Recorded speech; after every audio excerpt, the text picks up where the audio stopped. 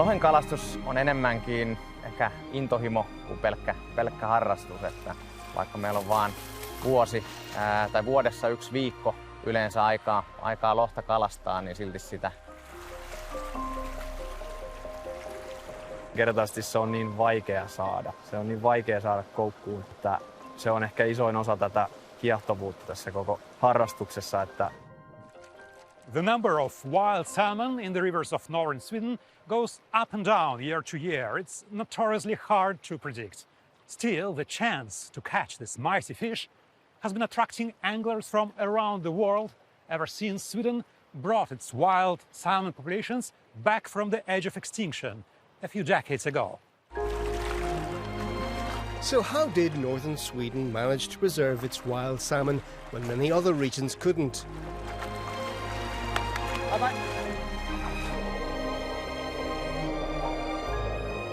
Norrbotten County is a vast, sparsely populated part of Sweden where recreational fishing isn't just fun, it's economically vital.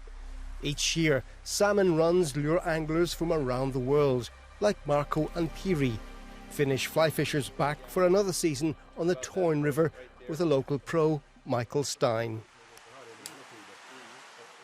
The key there is, you have rivers they don't have hydropower on them, they're not polluted, they're clean, and the fish have a chance to live and thrive there. Places like that where you take care of it and preserve it, that's where you would find your good salmon angling in Europe.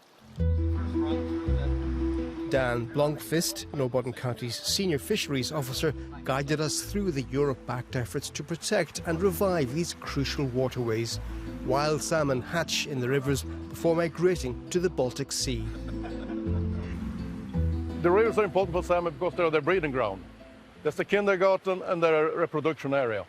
Obviously, for the people living there, it's not just the resource and the fish swimming there, it's pretty much part of the identity. In many ways, salmon shaped the history, traditions and ancient fishing ways of this land.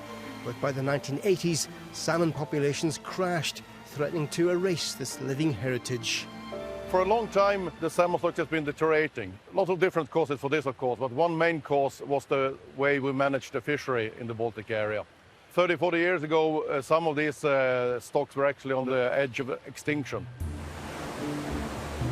The crisis sounded an alarm, turning eyes to river health.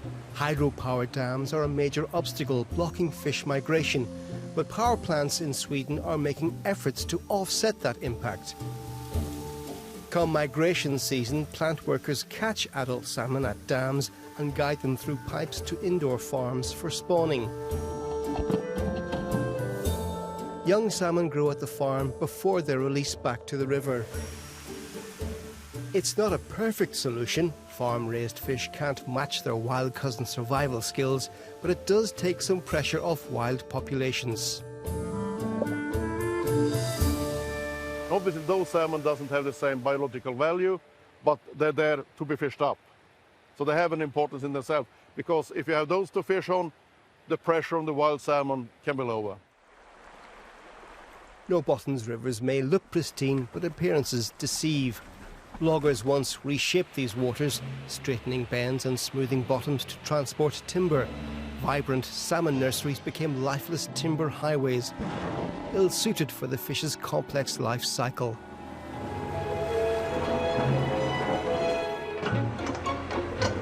Now the damage is being undone.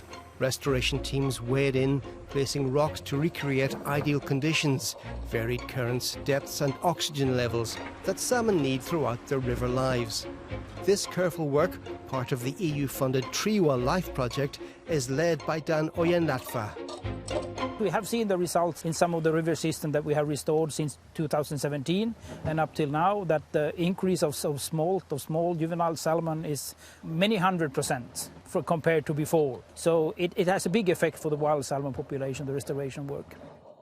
Another key to salmon recovery is fishing management. Local rivers are already off limits to commercial fishing, and recreational angling can face swift restrictions whenever necessary. Glenn Douglas keeps watch on the Ranea River. This season, the underwater sonar recorded dangerously low salmon numbers. Despite the hit to tourism, the local management association made a tough call: a total fishing ban. Very few for this time of year. There's basically no fish in the river. This is the tragic situation. It's been going well for so many years now, but last year and this year we see no fish coming into the river. We see no salmon, no people coming visiting us. It shows that we need a holistic, balanced form of fisheries management of the whole of the Baltic Sea. And what's happened now is basically the disease in the Baltic Sea is sort of flowing upstream and come into the arteries that flow into it. The Baltic Sea's many woes, such as pollution and overfishing, endanger wild salmon's future. River restoration helps, but it's not enough. This uncertainty ripples through local economies, threatening businesses like this fishing lodge on the Calix River. We built a new restaurant in 2010 because we saw the increase of the salmon was very, very steep. But now this year and last year hasn't been that good. Salmon fishermen, they can book 1 year in advance a lodge and come here. But if they see a decrease of salmon, they cancel and go somewhere else because the salmon is so important for them. At this Calix River waterfall, ancient migration routes meet modern technology. A fish ladder eases the salmon's journey upstream, while a high-tech camera registers each passing fish. Fishery officers then analyse the footage to determine each fish's species, sex and size, providing crucial data that helps steer Baltic Sea fishery management. Recent years have been a roller coaster for salmon numbers, from record highs to sudden drops. Yet even in lean years, populations remain far healthier than the crisis levels of the 1980s and early 1990s. The ultimate goal is a future where wild salmon thrives in Norrbotten County rivers, generation after generation.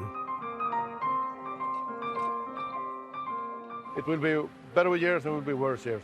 But it will be on a level that people who want to invest and start tourism businesses will feel that it's safe enough to do that. It will add to the quality of life, that you know that in this river, those big silvery torpedoes are coming every year. Even if I'm not interested in fishing myself, and of course if I'm a salmon angler, you met a few of them. Crazy people, they will love it. Europe's rivers have lost 93% of migratory fish in just 50 years. Restoring our rivers can help bring these finned travellers back home.